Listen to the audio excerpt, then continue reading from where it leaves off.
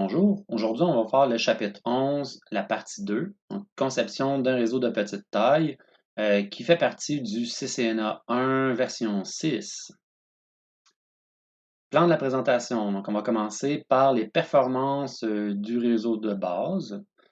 On va voir, on va revoir certaines des commandes show. On va utiliser aussi la commande ping pour avoir des informations de performance. On va voir la commande trace-rt qui va nous permettre aussi d'avoir des informations relatives au réseau. Les commandes show pour vérifier la configuration et l'état des périphériques. On va aussi voir certaines commandes des autres et d'iOS pour avoir des informations sur les périphériques. Ensuite, on va faire le dépannage du réseau. On va voir des méthodes courantes de dépannage de réseau. On va voir comment dépanner des problèmes de câblage et d'interface. On va voir comment dépanner des problèmes qui sont liés aux périphériques du réseau. Et ça va être la fin du chapitre 11. Les performances réseau de base. La commande ping est utile pour vérifier la connectivité. C'est une commande qui utilise le protocole ICMP pour Internet Control Message Protocol de la couche 3. Le résultat de la commande ping ne nous donne pas nécessairement un diagnostic complet de la connectivité, mais c'est souvent la première action à poser en cas de problème sur le réseau. Sur les équipements Cisco, la commande ping utilise différents indicateurs pour informer durant le processus. Les indicateurs les plus courants sont le point d'exclamation qui indique la réception d'une réponse d'écho. C'est justement l'exemple qui est sur la figure à gauche. On a aussi le point qui indique que le délai d'attente pour la réponse de l'écho est expiré. Les points peuvent indiquer qu'il y a un problème de connectivité. Par exemple, ça peut signifier qu'il y a un routeur sur le chemin qui n'a pas de route vers la destination et qui a décidé de ne pas répondre par le message ICMP de destination inaccessible. Ça pourrait aussi indiquer que la sécurité d'un périphérique a bloqué la requête ICMP. On sait que c'est le type de requêtes qui souvent vont être bloquées pour des raisons de sécurité. Et finalement, c'est aussi commun que la première requête ping échoue à cause du délai. Donc, on le voit souvent quand on fait une requête ping. Par exemple, on a un retour, si on a envoyé 4 requêtes, la première requête n'a pas de retour à cause du délai qui a expiré. Le U va indiquer la réception de messages ICMP d'inaccessibilité. Donc, le message d'inaccessibilité peut résulter d'un routeur qui n'avait pas de route vers la destination et qui répond par ce message. On peut aussi utiliser la commande ping pour vérifier la configuration IP interne sur un autre en envoyant la requête vers l'adresse de bouclage 127.0.0.1. Si la requête fonctionne, ça confirme que la pile de protocole de la couche réseau à la couche physique fonctionne dans les deux sens. L'avantage, c'est que la vérification va envoyer aucun signal sur le réseau pour faire la vérification. L'extension de la commande ping. Cisco iOS propose un mode étendu de la commande ping. Pour entrer dans ce mode, il faut taper la commande ping, mais sans spécifier l'adresse IP. Sur la figure, on peut voir le résultat de la commande. On obtient une série de questions pour configurer la requête. On peut accepter les valeurs par défaut en appuyant sur Enter. Dans l'exemple, il force la requête ping sur R2 à utiliser 10.1.1.1 comme adresse source. Par défaut, l'adresse source pour envoyer un ping vers 192.168.10.0 serait 209.165.200.226 parce que c'est le chemin vers R1. L'avantage ici, c'est que ça permet de valider qu'il y a un chemin fonctionnel entre le réseau 192.168.10.0 et le réseau 10.1.1.0, en plus de vérifier la connectivité vers le périphérique, qui est dans ce cas R1. La commande ping étendue IPv6 existe aussi. Il suffit d'entrer la commande ping IPv6 Enter. C'est difficile de dire si les performances d'un réseau se dégradent sans avoir un référentiel. C'est donc important d'établir le profil de référence du réseau. Pour établir le profil de référence, ça prend du temps. Pour que le profil soit représentatif, il faut prendre des mesures à différents moments d'activité. C'est évident que si vous prenez les mesures du profil en dehors des heures d'occupation, ça n'aide absolument pas à déterminer si c'est inhabituel d'avoir une latence de plus de 20 millisecondes dans la journée. Bon, ce qui serait en passant un petit peu gros. Les mesures peuvent être le résultat de commandes comme ping et trace. Les résultats peuvent être copiés dans un fichier texte ou compilés dans un fichier de données comme un fichier Excel.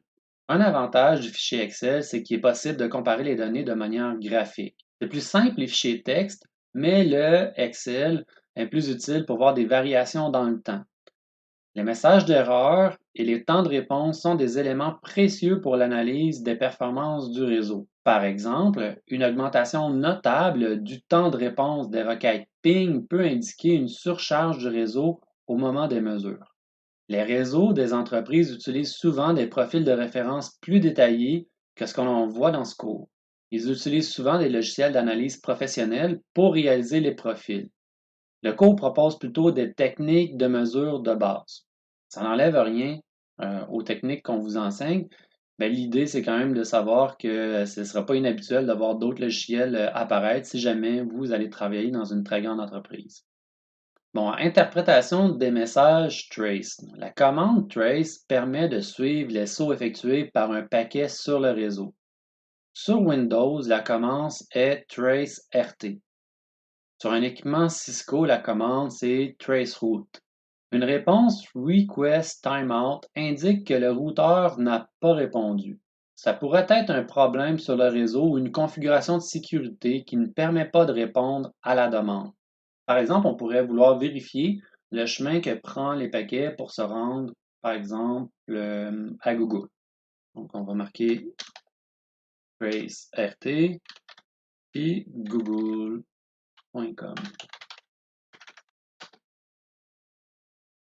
Là, on voit chacun des routeurs qui vont être traversés. Donc, il y a 3 requêtes qui sont envoyées avec des temps différents. Donc, on voit, premièrement, il y a le Link 6, qui est mon routeur à la maison. Et ça, c'est son adresse par défaut. Donc, ensuite, on voit mon modem câble. Naturellement, j'ai caché l'adresse IP dans le montage vidéo. Ensuite, on voit différents routeurs qui appartiennent à Vidéotron.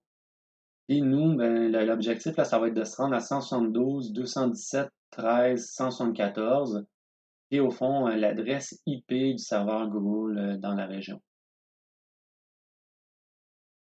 On a fini par se rendre. Donc ici, on peut voir l'ensemble des points qui ont été traversés, l'ensemble des routeurs qui ont été traversés pour se rendre au complet.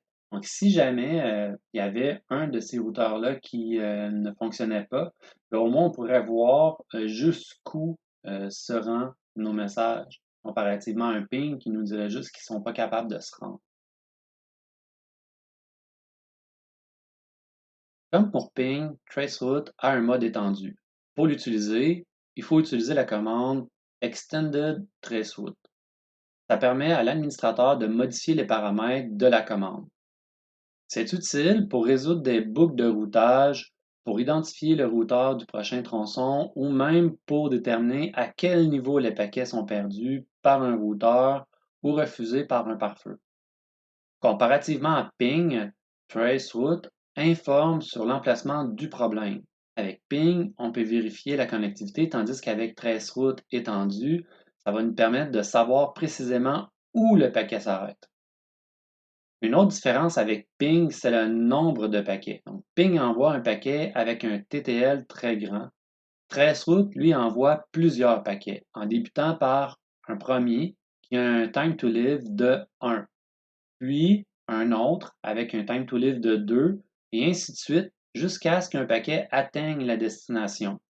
La commande utilise donc des requêtes d'écho ICMP, mais utilise le fait que lorsqu'un routeur réduit à 0 un time to live, un TTL, il abandonne le paquet et retourne un message de dépassement de délai ICMP vers la source. C'est avec ces paquets que Traceroute détermine les adresses IP des sauts. Dans les équipements Cisco, Traceroute fonctionne un peu différemment. Plutôt que d'utiliser des requêtes ICMP, elle envoie des datagrammes UDP. Le TTL est progressivement augmenté. comme pour le traceroute ordinaire sur Windows, ainsi que le port de destination qui débute à 33 434. Pour la suite, le principe est le même. Donc, lorsque le routeur réduit le TTL à 0, il retourne un message vers la source. Une fois rendu à destination, puisque le port est non valide, la destination va retourner un message ICMP type 3 avec le code 3 qui indique que le port demandé est inaccessible. Pour arrêter la procédure, il est toujours possible de faire CTRL-C dans Windows ou CTRL-6 dans Cisco. Dans la figure à gauche, on peut voir tous les éléments qu'il est possible de configurer dans le mode étendu lorsqu'on va faire des traceroutes dans un équipement Cisco. La commande show des équipements Cisco permet d'afficher des informations différentes en fonction des paramètres qu'on va utiliser. Donc, la commande show est utilisée pour afficher les fichiers de configuration, pour vérifier l'état des interfaces, des processus ou pour vérifier l'état d'un périphérique. La commande show fonctionne indépendamment de la méthode de configuration utilisée. Les commandes show les plus couramment utilisées sont notamment les suivantes. Show running config, qu'on peut voir dans l'image à gauche. Donc ça, c'est utilisé pour faire afficher la configuration actuelle. Show interface, qui sans paramètres supplémentaires va nous faire afficher l'ensemble des interfaces et leur configuration complète à l'écran. Show ARP, qui nous fait afficher la table des adresses MAC. Show IP route, qui nous fait afficher l'ensemble des routes qui sont détectées actuellement. Show protocole, qui va nous donner l'activation des protocoles pour les différentes interfaces. Show version, qui, elle, nous donne vraiment beaucoup d'informations, à débuter par la version du logiciel, naturellement, qui va nous donner aussi des informations comme depuis combien de temps le routeur est activé, est allumé, de quelle manière il a été redémarré la dernière fois. On va aussi avoir une liste des interfaces qui sont disponibles sur l'équipement. On va avoir la configuration actuelle, la mémoire interne, vraiment un paquet d'informations qui sortent avec Show version. Comme on peut voir sur la figure, la commande ipconfig affiche l'essentiel des informations sur l'adresse IP de l'ordinateur. On peut aussi voir le masque de sous-réseau et l'adresse de la passerelle par défaut. Lorsqu'on ajoute /all, l'information est un petit peu plus complète et on obtient en plus l'adresse MAC, la configuration DHCP, l'adresse du serveur DHCP, l'adresse du serveur DNS, la date depuis laquelle l'adresse IP a été obtenue et jusqu'à quand elle est obtenue, donc quand est-ce que le bail de l'adresse IP termine. On obtient même des informations sur le module physique lui-même.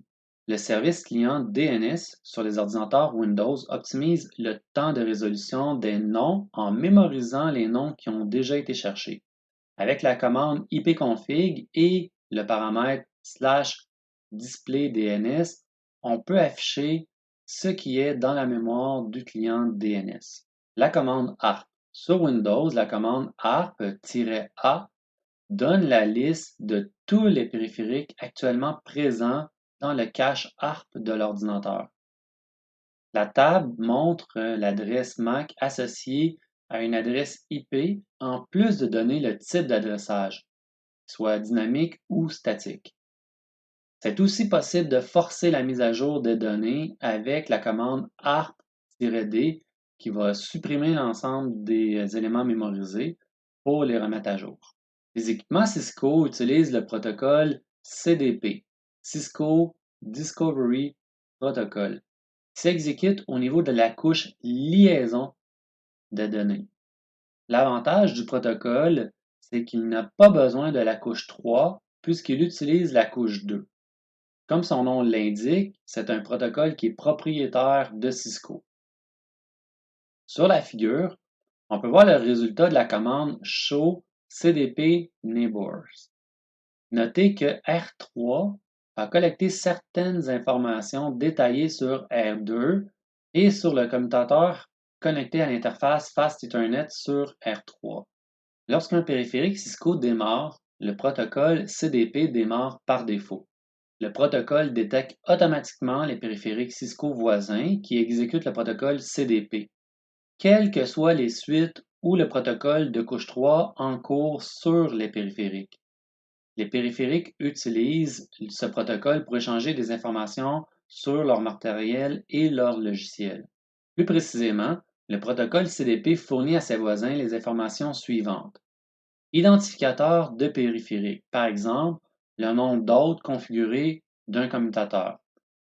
La liste des adresses, donc jusqu'à une adresse de couche réseau pour chaque protocole pris en charge. Identificateur de port, le nom du port local est distant, donc sous la forme d'une chaîne de caractères ASCII comme Fast Ethernet 00. Liste de capacité, par exemple, pour savoir si le périphérique est un routeur ou un commutateur.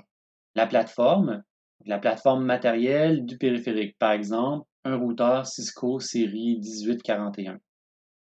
La commande Show CDP Neighbors Details permet d'afficher l'adresse IP d'un périphérique voisin.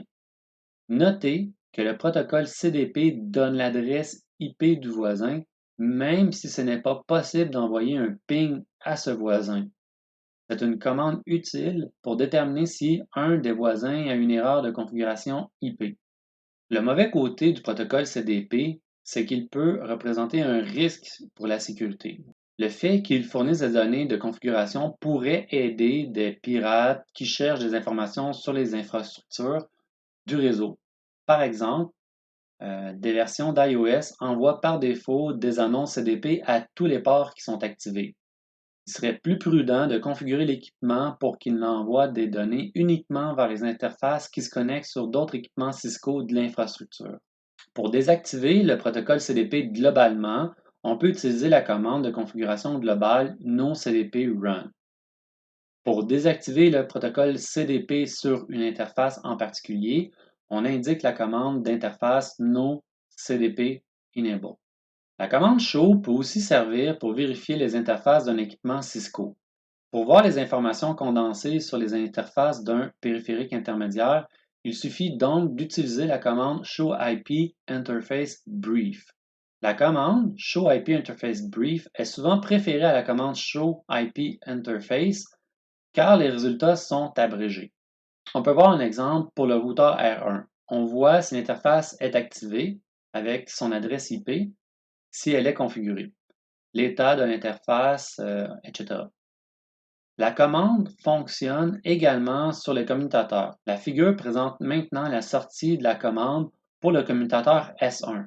On voit que le commutateur a configuré son interface VLAN 1 et qu'elle est activée et opérationnelle. Le résultat indique aussi que l'interface Fast Ethernet 01 est désactivée. Ça indique qu'il n'y a pas de périphérique connecté ou que le périphérique connecté utilise une interface qui n'est pas opérationnelle. Pour les autres interfaces, on voit qu'elles sont opérationnelles car le statut est Up. Les processus, protocoles, mécanismes et événements iOS génèrent des messages pour communiquer leur état. Ces messages peuvent fournir des informations utiles lors du débogage ou la vérification d'un système. La commande debug permet d'afficher les messages en temps réel pour l'analyse. C'est possible de spécifier les fonctionnalités ou sous-fonctionnalités qui sont à observer. C'est important d'être spécifique parce que le débogage a une priorité très haute et ça affecte les performances. Donc, ça peut même rendre le système inutilisable. On conseille donc d'utiliser la commande debug pour résoudre des problèmes spécifiques. Sur la figure, on voit un exemple où la commande vise à observer les messages ICMP. Comme pour les autres commandes, vous pouvez utiliser le point d'interrogation pour demander d'afficher les options de la commande. Pour désactiver la fonction de débogage, il suffit d'ajouter le mot-clé No devant la commande debug, comme par exemple no debug IP ICMP. Sinon, la commande undebug all arrête tout. Undebug peut aussi viser une fonction spécifique, comme on pourrait écrire undebug IP ICMP. Comme on a dit un peu avant, le débogage demande beaucoup de ressources. Il n'est pas conseillé d'utiliser la commande debug all ou une commande trop générale comme debug IP packet. Ça serait trop lourd à afficher et ça pourrait rendre le système inopérationnel. Comme on sait, l'accès à l'interface de ligne de commande peut se faire localement ou à distance. Pour une connexion locale, ça prend un accès physique à l'équipement. Pour la connexion distante, il faut passer par SSH ou Telnet. Par défaut, les messages de journal sont envoyés à la console, mais pas aux lignes virtuelles. Donc, pour les connexions distantes, il faut explicitement demander d'envoyer les messages à l'aide de la commande Terminal Monitor. Pour arrêter l'envoi des messages, il faut utiliser la commande Terminal No Monitor. Sur la figure, on peut voir un exemple d'activation des messages à distance et le démarrage du débogage pour les messages ICMP. Dans cette section, nous aborderons le dépannage des réseaux. Une tâche importante du technicien, c'est le dépannage des réseaux. Un technicien doit savoir analyser un problème réseau pour en déterminer la cause. Le processus de dépannage peut être décomposé en 6 étapes. Ces étapes sont présentées dans la figure de gauche que nous allons parcourir dans un petit moment. Pour déterminer la complexité d'un problème, il faut savoir combien de périphériques sont affectés. Si le problème concerne un seul périphérique, on commence la procédure de dépannage par ce périphérique. Si le problème est observé sur l'ensemble des périphériques du réseau ou un groupe de périphériques, on va commencer par le périphérique qui réalise toutes les connexions. C'est important de développer une méthode systématique pour diagnostiquer les problèmes de réseau. Idéalement, on règle un problème à la fois. Sur la figure, on peut voir les 6 étapes du dépannage d'un problème. Bon, la première étape consiste à identifier le problème. On peut utiliser des outils pour réaliser cette étape ou des fois juste discuter avec l'utilisateur, c'est suffisant. Deuxième étape, après la discussion que vous allez avoir eue avec l'utilisateur, vous allez avoir identifié c'est quoi le problème. Vous allez établir la théorie des causes probables. C'est possible que vous ayez plusieurs causes probables à cette étape. Troisième étape, en fonction des causes qu'on établit, on va vérifier c'est quoi les causes probables en testant ces causes-là. Donc, c'est là qu'on va pouvoir utiliser certaines commandes de vérification pour valider ou invalider une cause. Quatrième étape, donc, élaboration d'un plan d'action qui va viser à résoudre le problème. Donc, rendu là, on a déterminé c'est laquelle de ces causes-là qui était la bonne. Une fois qu'on sait c'est quoi la cause, maintenant, il reste à établir un plan pour solutionner. Cinquième étape, on va vérifier le fonctionnement de l'ensemble du système et prendre des mesures préventives. Après la résolution du problème, on va valider que le fonctionnement du système est encore bon. Et ensuite, on peut aussi implémenter des mesures préventives pour éviter que le problème ne revienne. Finalement, dernière étape, c'est la documentation des résultats de recherche et les actions qui ont été entreprises. C'est important, cette étape-là, elle est souvent négligée. Donc, de documenter ce qui s'est passé, ça aide éventuellement, si un problème est récurrent, à essayer de voir si ce n'est pas un problème d'organisation architecturale. C'est possible qu'un problème ne puisse pas être solutionné immédiatement. C'est le cas si un problème nécessite la décision d'un superviseur ou une expertise spéciale. Ou encore, c'est possible que le technicien n'ait pas les droits requis sur le réseau. Dans tous les cas, il faut aviser le superviseur. Par exemple, si un module du routeur doit être remplacé, ce problème sera probablement transféré au superviseur pour approbation. C'est même possible que le superviseur doive lui-même à son tour transférer le problème au service financier pour faire approuver et organiser l'achat. La politique de l'entreprise doit clairement établir les conditions de transfert d'un problème. Donc, la vérification et la surveillance de la solution. Les équipements Cisco disposent de plusieurs outils pour vérifier l'état d'un réseau. Donc, les principaux sont ping, traceroute et show. La commande ping sert à tester la connectivité du réseau. Si une commande ping aboutit, comme sur la figure, on peut conclure que les paquets se rendent à destination. Dans le cas d'un échec, on ne peut pas nécessairement conclure à une défaillance. Certaines règles de sécurité bloquent les paquets IPCMP, autant au niveau des équipements de réseau que des stations de travail elles-mêmes. Dans le cas d'un échec ping, il faut pousser un petit peu plus loin son analyse.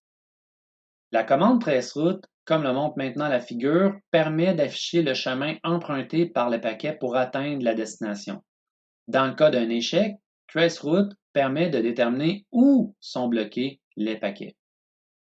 Une autre commande très utile, c'est la commande show. Sur la figure, on voit maintenant le résultat de la commande show IP interface brief. On peut voir sur la figure que deux interfaces sont configurées avec des adresses IPv4 et qu'elles sont up-up. Ça informe que les interfaces peuvent envoyer et recevoir des paquets tandis que les trois autres interfaces n'ont pas d'adresse IPv4 configurée et elles sont désactivées. En termes de communication de données, le duplex réfère au sens des données entre deux périphériques.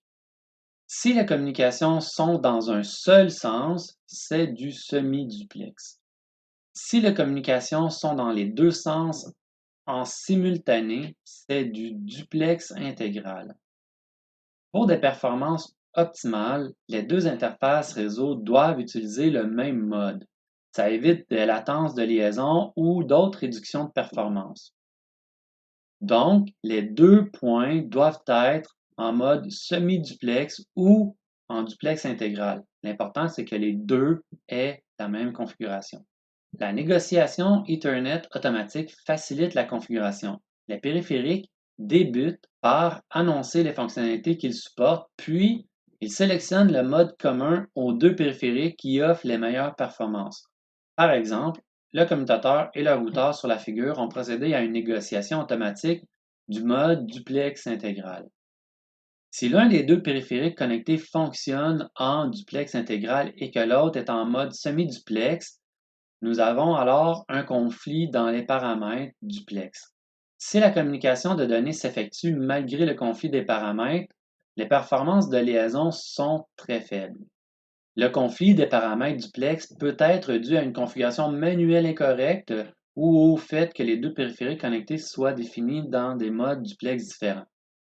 Un conflit des paramètres duplex peut également survenir si vous connectez un périphérique en utilisant la négociation automatique à un périphérique manuellement défini sur un mode duplex intégral.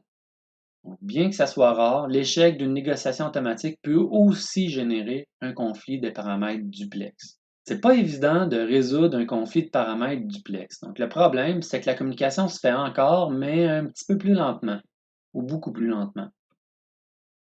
Un ping serait probablement lent, mais devrait aboutir quand même. Donc, les petits paquets uniques ne permettent pas toujours de déceler un conflit de paramètres duplex. Le problème n'apparaîtra peut-être même pas durant une utilisation soutenue car le réseau demeure fonctionnel mais lent. Le protocole CDP, Cisco Discovery Protocol, permet de détecter les conflits duplex entre deux équipements Cisco. Comme on peut voir sur la sortie du terminal, CDP affiche qu'il détecte un conflit sur l'interface Fast Ethernet 05 avec R1 sur son gigabit Ethernet 00, qui est, lui, en semi-duplex. C'est un message assez clair qui indique clairement le trouble et même les interfaces qui sont en cause. N'oubliez pas que ce type de message n'est pas visible avec une connexion distante si vous ne l'avez pas activé avec la commande Terminal Monitor. On peut maintenant voir avec l'affichage de l'interface Fast Ethernet 05 sur S1 qu'il est bien configuré en full duplex. Le même affichage pour Gigabit 00 sur R1 montre bien que c'est lui qui est mal configuré avec le mode semi-duplex. Les problèmes d'adresse IP empêchent généralement les périphériques distants de communiquer. L'adresse IP attribuée à un périphérique doit être conforme à la plage d'adresse du réseau. Une adresse IP mal attribuée entraîne plusieurs problèmes comme les conflits d'adresse IP et des problèmes de routage. Parmi les causes communes d'IPv4 incorrect, c'est sans doute la configuration manuelle des adresses qui est le plus fréquente. Ça peut aussi venir d'un problème avec le DHCP, mais c'est moins fréquent que le problème de configuration manuelle. La configuration manuelle des adresses IP est souvent inévitable pour certains périphériques comme les serveurs, les imprimantes. Il faut être bien organisé et avoir une procédure de vérification pour réduire le risque de ce type d'erreur. Sur un équipement Cisco, les commandes Show IP Interface et Show IP Interface Brief permettent de vérifier les adresses IPv4 qui sont attribuées aux interfaces réseau.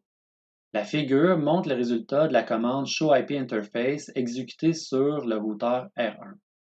Les problèmes d'adressage IP sur des périphériques finaux. Si Windows n'arrive pas à contacter le serveur DHCP, il va automatiquement attribuer une adresse dans la plage 169.254.0.0/16. Ce processus est conçu pour faciliter la communication sur le réseau local. Un ordinateur avec une adresse dans cette plage n'est généralement pas capable de communiquer avec les autres périphériques du réseau, à moins que les autres périphériques soient sur la même plage d'adresse, ce qui est assez improbable. Notez que les autres systèmes d'exploitation, comme Linux et Mac OS, n'en vont pas attribuer d'adresse IPv4 s'ils n'arrivent pas à communiquer avec le DHCP. La plupart des périphériques finaux sont configurés pour utiliser un serveur DHCP pour l'attribution automatique des adresses IPv4. Sans le serveur DHCP, le périphérique ne pourra pas configurer son adresse IP et ne pourra donc pas communiquer sur le réseau. Pour vérifier les adresses IP sous Windows, on peut utiliser la commande ipconfig. La figure montre justement le résultat de la commande sur une station de travail. La passerelle par défaut pour un périphérique final, c'est le périphérique réseau le plus proche capable d'acheminer le trafic vers d'autres réseaux. Si un périphérique possède une adresse de passerelle par défaut incorrecte ou inexistante, il ne pourra pas communiquer avec les périphériques des autres réseaux. Donc, ça n'empêchera pas de communiquer sur le réseau local, mais il ne sera pas capable d'envoyer des messages en dehors de ce réseau-là. Comme la passerelle par défaut est le chemin d'accès au réseau distant, son adresse doit appartenir au même réseau que le périphérique final. L'adresse de la passerelle par défaut peut être configurée manuellement ou obtenue auprès d'un serveur DHCP. Tout comme les problèmes IPv4, les problèmes de passerelle par défaut peuvent être liés à une mauvaise configuration manuelle ou à des problèmes DHCP. Pour résoudre les problèmes de passerelle par défaut mal configurés, commencez par vérifier que la passerelle par défaut du périphérique est correctement configurée. Pour vérifier la passerelle par défaut sur un ordinateur Windows, utilisez la commande ipconfig. La figure montre justement le résultat de la commande. On voit que le résultat nous donne l'adresse IP de la passerelle par défaut. Sur un routeur, utilisez plutôt la commande showIProute pour afficher la table de routage et que la passerelle par défaut est configurée. Ici, c'est la route par défaut qui correspond à la passerelle par défaut. C'est la route utilisée si aucune autre route ne correspond à la destination. Sur la figure, on voit maintenant le résultat de la commande sur R1. On voit que R2 est la route par défaut pour R1. Le DNS, pour Domain Name Service, fait référence au service automatisé qui permet d'obtenir une adresse IP numérique à partir d'un nom de domaine.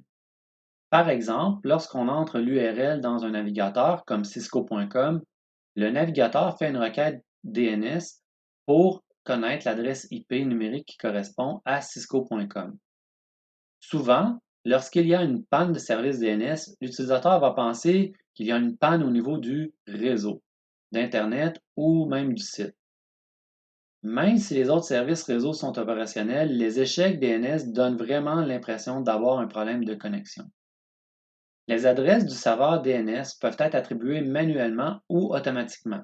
Le DHCP s'occupe normalement de configurer le DNS, mais si la configuration IP est faite manuellement sur un périphérique, il faut aussi configurer manuellement le DNS. Les entreprises ont normalement leur propre serveur DNS, mais ce n'est pas obligatoire d'en avoir un. Il est possible d'utiliser un serveur DNS public. Souvent, les petits bureaux ou les bureaux à domicile utilisent le serveur DNS du fournisseur d'accès Internet. C'est aussi possible d'utiliser d'autres DNS publics, comme celui de Google qui est à l'adresse 8888. Encore une fois, vous pouvez utiliser la commande ipconfig/all pour voir l'adresse IP du DNS. Une autre commande utile, c'est nsloka, qui permet de faire des requêtes DNS manuellement. On voit un exemple de résultat dans la figure à gauche.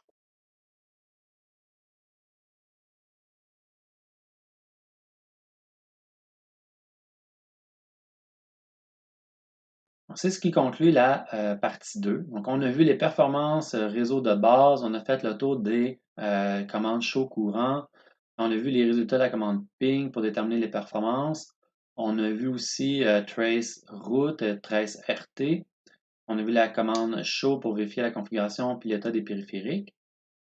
On a utilisé aussi des commandes d'hôte et d'iOS pour obtenir des informations sur les périphériques et du réseau. On a ensuite fait une analyse du dépannage.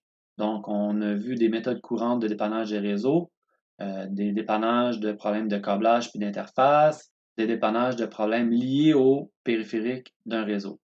Le chapitre 11 est maintenant terminé. Vous pouvez faire le quiz qui est associé à cette partie-là. Vous pouvez aussi faire les activités recommandées. Il y en a plusieurs dans cette section-ci. Ensuite, quand vous vous sentez prêt, vous pouvez commencer aussi l'examen sur NetAcad. Et nous, on va se voir à la vidéoconférence pour discuter des différents aspects de ce chapitre-là. Et ensuite, vous pourrez commencer le mini-test du chapitre.